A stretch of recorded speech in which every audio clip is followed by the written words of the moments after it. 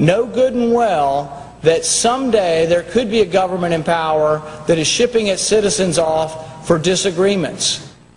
There are laws on the books now that characterize who might be a terrorist.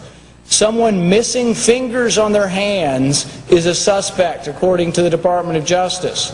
Someone who has guns, someone who has ammunition that is weatherproofed, someone who has more than 7 days of food in their house can be considered a potential terrorist.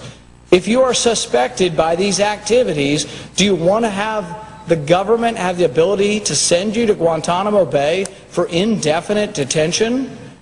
A suspect. We're not talking about someone who has been tried and found guilty. We're talking about someone suspected of activities.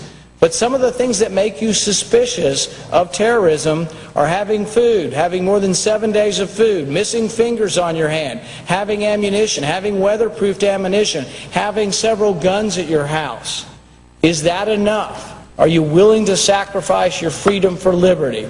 I would argue that we should strike these detainee provisions from this bill because we are giving up our liberty. We are giving up the constitutional right to have due process before we're sent to a prison.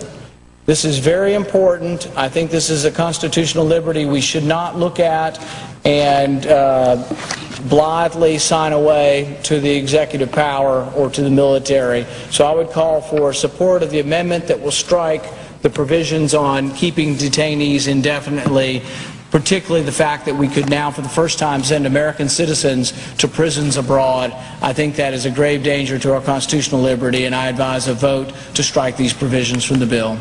Thank you, Mr. President. I yield back my time.